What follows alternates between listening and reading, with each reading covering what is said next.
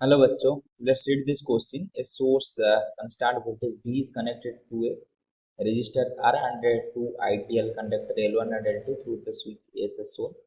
There is no mutual inductance between conductor. A switch S is initially open at t equal to 0. The switch is closed. The current being flowed. Which of the options is are correct?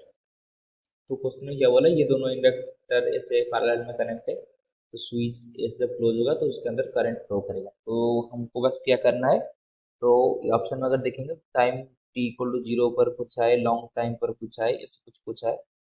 तो अब पहले हम इस circuit को analyse कर देंगे, फिर option check करेंगे कि ऑप्शन क्या दिया है और इसमें सही कौन है। तो उसके लिए जो की कंसेप्ट है,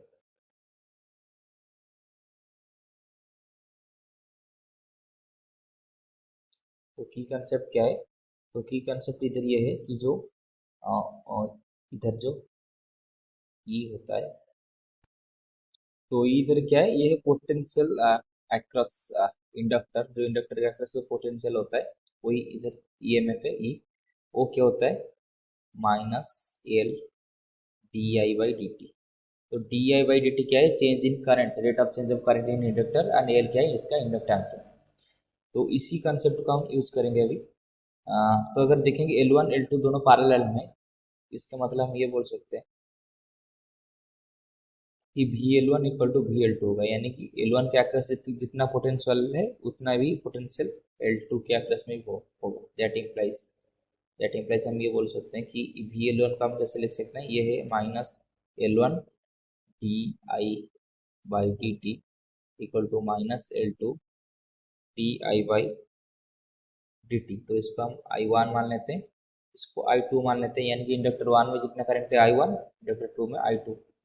तो इधर माइनस साइन दोनों को हटा देते हैं, तो ये हो जाएगा एल डी आई वन। तो डी टी भी नीचे कैंसिल कर देंगे, equal to L two D I two. तो दोनों साइड में अगर इंटीग्रेट कर देंगे तो टाइम इधर ले जाएंगे जीरो से लेकर टी तक, तो टाइम कैंसिल हमने कर दिए। तो आई से लेकर इसको हम कर देंगे, इधर होगा ये जीरो से लेकर आई वन तक जा रहा है, ये जीरो से लेकर आई टू तक जा रहा है। तो ये जीरो क्यों लिए हमने, आई जीरो से आई वन हमने क्यों लिए, क्योंकि इधर दूसरे हमको इधर की कंसेप्ट जान लेना चाहिए। वो की कंसेप्ट क्या है कि for inductor T equal to zero, current क्या होता है, जीरो होता है, यानी कि टी इक्वल टू जीरो ये एक ओपन सर्किट की तरह बिहेव करता है, and T equal to infinite यानी कि लॉन्ग टाइम के बाद ये एक शॉर्ट सर्किट की तरह यूज होता है। तो ये इंडक्टर का दो प्रॉपर्टी है जो हमको याद रखना चाहिए कि टाइम इक्वल टू जीरो पर ये ओपन सर्किट, और टाइम इक्वल टू इन्फिनिट पे शॉर्ट सर्किट। तो टी इक्वल टू जीरो पे ओपन सर्किट मतलब इधर करंट जीरो होगा, तो इसलिए हमने जीरो लिया, और किसी भी टाइम पे हमको करंट चाहिए जो कि हमने आई वन आई टू लग रख दिया। तो इसको अगर इंटीग्रेट कर देंगे तो ये क्या आ जाएगा, तो ये आ जाएगा L one I one equal to L two I two. तो ये आ गया। तो इसको अगर हम थोड़ा अरेंज कर देंगे तो ये आ जाएगा ऐसे, I one by I two equal to L two by L one. तो अगर हम इधर देखेंगे तो ऑप्शन डी क्या बोला है, the ratio of the current through I L one and L two is fixed for all time. तो रेशियो ऑफ द करंट क्या है, L two by L one. L one क्या है, इंडक्टेंस ऑफ द इंडक्टर, जो कि हमेशा constant रहेगा, यानी कि रेशियो भी करंट का हमेशा कांस्टेंट रहेगा। यानी कि हम ये बोल सकते हैं कि जो ऑप्शन डी है वो करेक्ट है। तो अगर दूसरी ऑप्शन के लिए बात करेंगे, तो हम दूसरी वाले कॉन्सेप्ट को यूज करेंगे कि हमने पहले बोला था कि जो टी इक्वल टू इन्फिनिट पे ये एक शॉर्ट सर्किट की तरह होगा। तो शॉर्ट सर्किट होगा मतलब ये दोनों शॉर्ट सर्किट अगर हो गए तो टोटल करंट जो होगा वो क्या होगा, तो टोटल करंट जो आई नॉट उसको मान लेते हैं वो हो जाएगा वी बाई आर। तो वी बाई आर अगर हुआ और कुछ भी टाइम पर इसमें जो करंट फ्लो होगा हो गया होगा इसमें, तो वो क्या होगा, तो उसको हम किरचॉफ करंट लॉ से ये बोल सकते हैं कि I one plus I two equal to क्या है आई, यानी कि आई वन जो करंट एल वन शिफ्ट होगा और एल टू शिफ्ट होगा जो आई टू होगा, तो इन दोनों का समेशन आई होना चाहिए।